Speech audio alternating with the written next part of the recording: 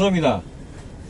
그 귀한 분을 기사로. 아유, 이거 대표님 이렇게 룸미러로 볼 수 있는 것도 영광입니다. 아유, 왜 그러냐면 네. 제가 체형이 네. 청고가 되잖아요. 네네네. 그래서 어쩔 수 없이 앉았습니다. 우리나라 표준 체형보다 조금 크시죠? 약간 큰 편이니까 네. 뭐 제가 편안하게 앉으면은 네. 평균적으로 다 편안하게 앉으실 수 있는 환경이다 이렇게 보시면 되는데 네. 요 레스트로 원터치로 되네요. 네네네. 네, 원터치로 접혔다가 다시 원복되고요. 네. 그 다음에 발 쪽에 여기가 이렇게 딱 누우면 여기에서 네. 진동이 생기죠? 진동도 생기고 네. 안마도 되고 여기도 따뜻해져요. 네. 네. 근데 여기가 되게 따뜻하네요. 아. 이 촉감이 스웨이드잖아요. 네. 스웨이드인데 되게 좋아요. 음. 여기 볼 두 개가 들어가 있어서 딱 켜놓으면 부드럽게 마사지도 해주고, 그 다음에 요걸 조금 공간이 좀 좁지 않나 싶은데 마사지가 있으니까 이렇게 딱 맞는 게 맞더라고요. 키가 좀 작으신 분은 제가 앉아봤거든요. 네. 내가 키 좀 키웠어야 되는데 한 그럼 생각이 요걸 좀 들더라고요. 이렇게 그 위치를 조정을 하셔야 될 것 같아요. 의자를 뒤로 네네. 당겨야 되겠죠. 네. 185까지는 좀 힘들 것 같고 네. 182, 3까지는 이렇게 휴식 취하면서 네. 되게 자세도 잘 나와요. 네. 요 기능, 시트 기능 여기 되게 좋네요. 요거 넣으려면 돈이 많이 들어가요.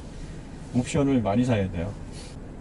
그거 사시고 나서 또 뭘 넣어야 되냐면 멀티 챔버 에어 서스펜션도 사셔야 아하. 되고, 그걸 사야지만 멀티 챔버 에어 서스가 350만원 에어 서스가, 그 다음에 그걸 사야지만 후륜 리어 스티어링, 네. 예, 요 옵션도 150만원 해가지고 살 수가 있습니다. 그러니까 2,300만원 500만원 해가지고 2,800만원을 플러스를 해야 되는데, 대충 기본가에 3천 더 한다 생각하면 되겠네요. 그래서 3,000 정도는 좀 더 해야, 네. 그러면 8,900만원대니까 네. 대략적으로 그러면 1억 1,900? 1억 2천 2천 정도. 어. 네. 그 다음에 리무진이 1억 6,500이에요. 네.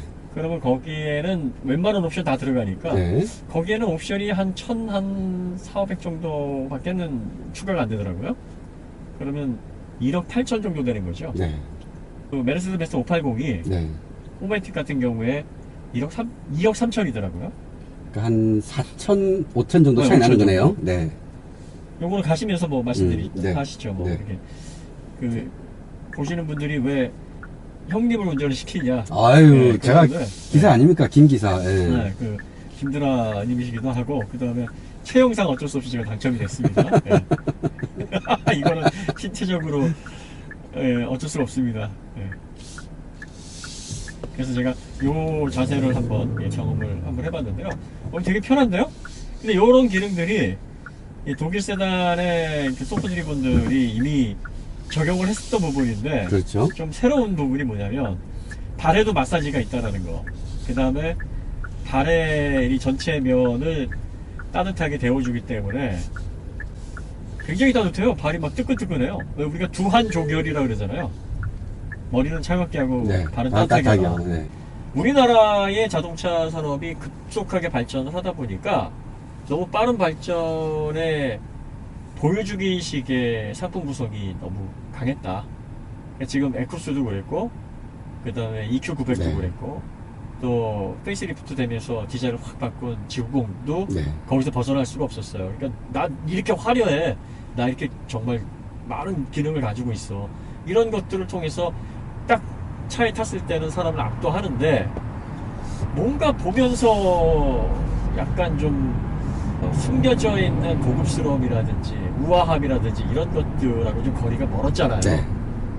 그런데 재밌는 건 예전에 90년대 2000년대 초반까지 독일의 럭셔리 세단들은 겉으로 드러나기보다는 그걸 많이 숨겼어요. 맞죠. 네. 그리고 막 나 이 정도는 대단해 하기보다는 수수하잖아요. 네, 수수하면서 다양한 기능들이 있는데도 불구하고 그걸 애써서 드러내려고 하지 않았단 말이죠. 그래서 그걸 이용하다 보면은 처음에는 뭐 심플한데 하다가 하나씩 정말 괜찮고 편안한 기능들, 이런 기능도 있었나 하는 그런 만족감들이 더해지면서 시간이 지날수록 처음 새 차를 샀을 때 그 신선한 느낌과 또 프리미엄에서 주는 어떤 만족감이 오래 지속이 됐었거든요. 그러니까 사람도 마찬가지잖아요. 처음에 막 화려하게 언변으로 막 이런 사람들 가까이 가다 보면 네. 한 달 지나면 질리고. 그렇죠. 같은 말 계속하고. 평소에 네. 말이 없는데 야 이 사람 이런 것까지 생각해 줬네. 그렇죠, 그렇죠. 뭐 이렇게 해주면 네. 야 이 사람 점점 더 또 숨은 뒤에 뭐가 있을까 궁금해지고. 그렇죠. 더 친해지고 하고 싶잖아요. 네.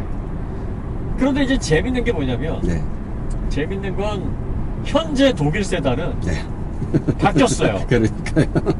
막 보여주려고 그러고 화려하게 바뀌고 있고 네. 뭔가 딱 탔을 때 사람을 압도하려고 해요. 네. 네. 근데 이제 이게 과거에 국산차가 하던 식의 싸구려 감성이 아니니까 나름대로 그 멋은 있어요.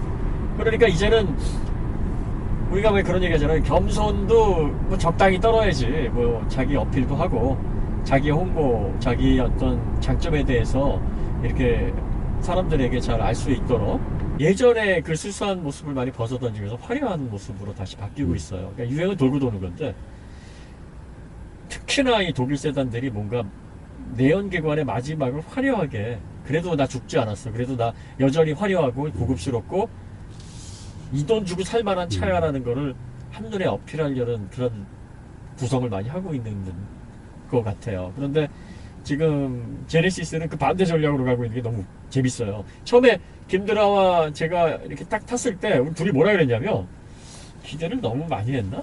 검소해 보이는데. 네. 네. 좀 생각보다는 좀 수수한데 라고 했는데 재밌는 게 지금 계속 하나하나 뜯어보면서 여기에 숨겨져 있는 기능들을 보니까 마치 예전에 수수함 속에 고급스러움이나 우아함을 감췄던 독일 세단의 그런 느낌들이 잘 녹아져 있어요. 그러면서 현대적으로도 뭔가 좀 값싸 보이거나 네. 좀 프리미엄답지 않다라고 느껴지는 요소들은 거의 없고요. 소재는 어떤 것 같으세요? 소재는 제가 늘 아반떼만 타던 사람이 어우 너무 좋은데요. 네. 신경들을 많이 쓴 것 같아요. 네, 버튼도 네. 좋아졌고. 그다음에 이게 8,900만 원대는 이렇진 않겠죠. 이거만큼 좋지는 않겠는데. 향이 살짝 나오네요. 네, 그 향기하고 네. 릴렉스 할 수 있는 그런 사운드 뭐 이런 것들은 네 가지 사운드 뭐 이런 것들 제공하는 뭐 이런 것들은 좀 뭐랄까 뭐 크게 이상적이진 않고 그런 것들은 네. 없는 것보다는 나은데 아날로그틱 하잖아요. 그래서 모르겠어요. 이 차를 좀 편안하게 뭔가 세팅된 이걸 환경을 메뉴를 큐레이션 한다는 의미는 있어요. 그러니까 이제 내가 릴렉스하게 뭐 휴식을 취하거나 아니면 뭔가 좀 경쾌한 기분을 만끽하거나 할 때 하나하나씩 사운드라든지 조명이라든지 시각적인 정보를 세팅하는 귀찮잖아요. 네. 그러니까 그거를 메모리로 해놓고 네 가지 패턴으로 고급차, 프리미엄 차를 이용하는 사람들이 보면은요 패턴이 되게 정형적이에요. 맞아요. 전형적이고 단순해요. 이게 막 다양하게 있는 기능 다 쓰고 막 이런 게 아니라 잠깐만요. 죄송합니다. 그런 사람들의 특징이 늘 쓰는 것만, 네. 늘 선호하는 것만 손을 대거든요. 그래서 실질적으로 4개의 패턴을 통해서 향기와 사운드를 통해 편안한 휴식을 줄 수 있는 모드가 실제 이 G90, G90를 구입하는 사람들에게는 꼭 유용할 수 있어요. 이 2열 좌석의 인포테인먼트 관련해서 조작하는 패널들이 이게 민감하지는 않아. 왜 일부러 이렇게 해놓은 것 같기도 해요.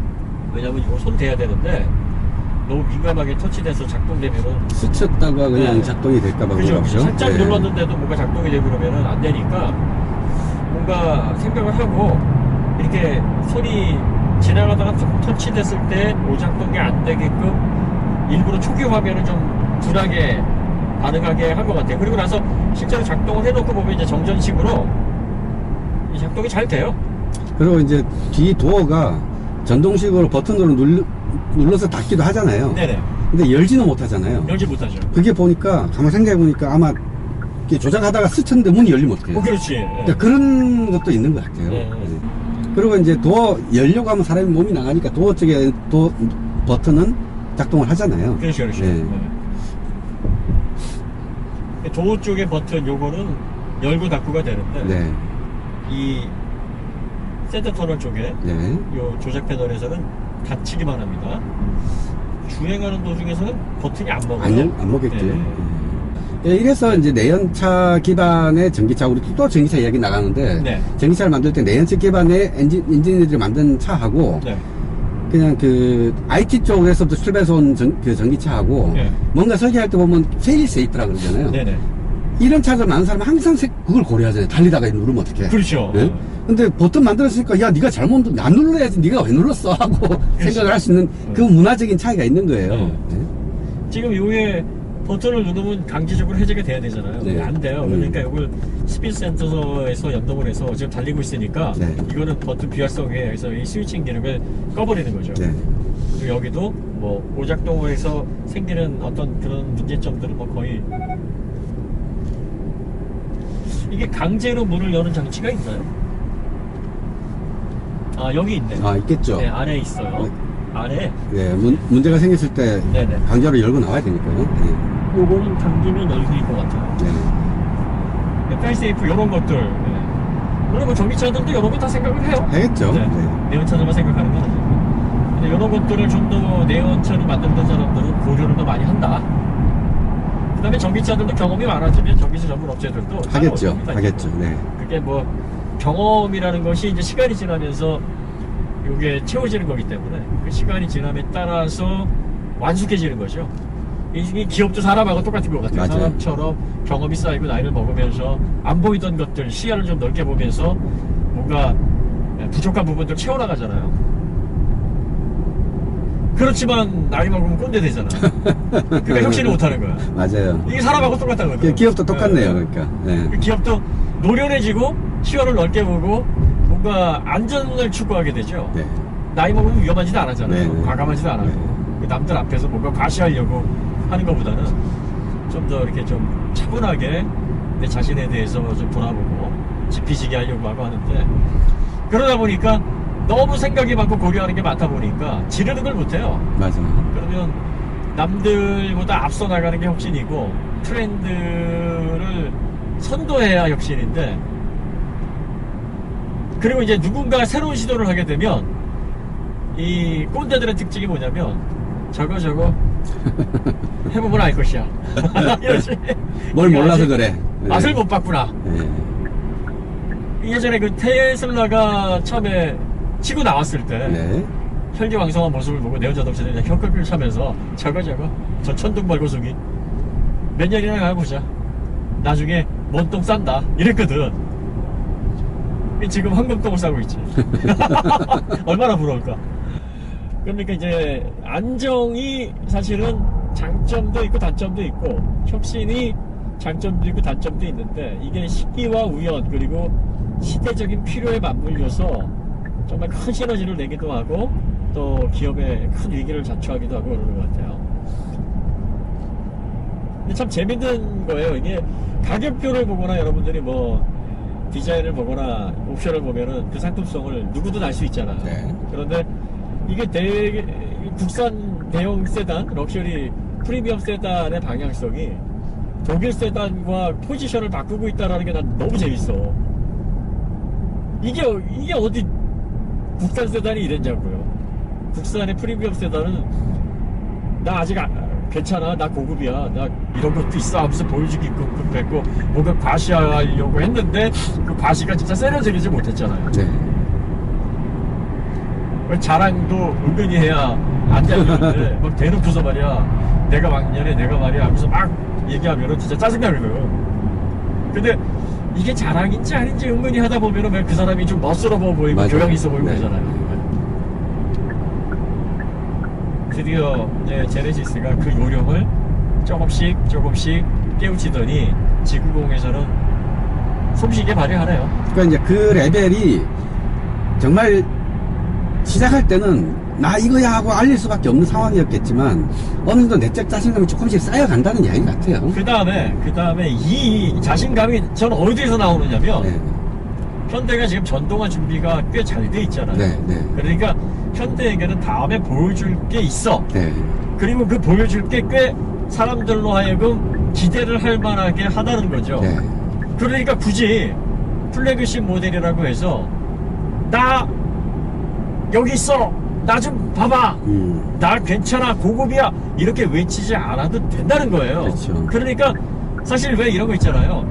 뭔가 사람들에게 보여줘야 되는데 보여줄 만한 지식이나 뭐 경제적인 능력이나 이런 게 없는 사람이면 조급하거든요. 그렇죠. 그래서 사람들이 그럼에도 불구하고 나는 믿고 나에게 뭔가 맡기고 나와 뭐 비즈니스를 하든 뭘 하든 관계를 계속 유지할 수 있게끔 하기 위해서 자기를 과장해서 뭔가 가지고 있는 것보다 더 많이 보여주죠. 그렇죠. 있는 것도 다 보여주려고 그러고 없는 것도 있는 것처럼 보여주려고 그렇죠. 그러고. 네. 그래서 뭘 보여줘가지고 자신의 어떤 위치를 증명하지 않아도 되는 사람들은 누군가 중요한 손님을 초대했을 때 그 사람이 우리에게 뭐 경제적으로는 앞으로 장래에 큰 영향을 미친다고 하면 그 사람을 위해서 있는 거 없는 거 다 꺼내놓고 보여줄 필요 없잖아요. 근데 그게 좀 부족한 사람은 있는 거 없는 거 다 뒤져가지고 다 늘어놓는단 그렇죠. 말이지. 그러니까 현대가 지금 그런 액션에서 벗어났다라는 게 저는 상당히 유의미한 네. 시그널이다 네. 이렇게 보고 있어요. 그리고 다음이 있으니까 굳이 여기에서 못 보여서 안달이 날 만한 요소들을 굳이 넣을 필요가 없다라고 여유를 갖게 된 거지. 그에 비해서 지금 내연 자동차 메르세데스 벤츠 BMW 아우디 같은 경우 아우디는 좀 그나마 원래 스타일이니까 네. 아우디는 원래 화려한 스타일이에요. 네, 네, 네.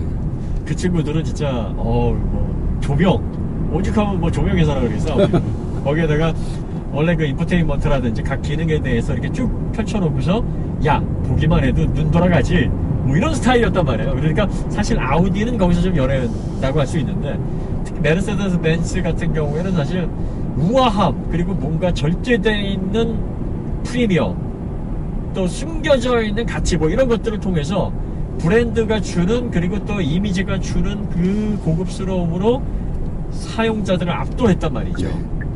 근데 지금 나오는 메르세데스 벤츠는 어딘가 모르게 나 아직 안 죽었어. 나 그러니까요. 아직 왜 소리를 막 내려고 하는 것 같아요. 그렇죠. 나 네. 아직 1등이야. 네. 나 아직 최고야. 나 이상 고급이 없어. 이렇게 계속 뭔가를 강조하고 악센트를 주기 위해서 애쓰는 모습이 보여져요. 근데 물론 이걸 워낙 잘하니까 그걸 보면서 아니 왜 이렇게 별로지? 왜 이렇게 싸구려 같지? 이런 건 아니에요. 나름대로 그런 메르세데스 벤츠의 고급스러운 어떤 느낌을 살리면서 화려함까지도 보여주니까 여전히 매력적인 거는 사실입니다. 내연 자동차에서 그 이상 선택지가 없다라는 데 동의를 하는데 그런데 다음을 보여줄 수 있는 차와 다음이 살짝 불안한 자의 상품 구성의 차이를 보여준다는 면에 있어서는 이게 재밌는 현상이라는 거죠. 그렇죠.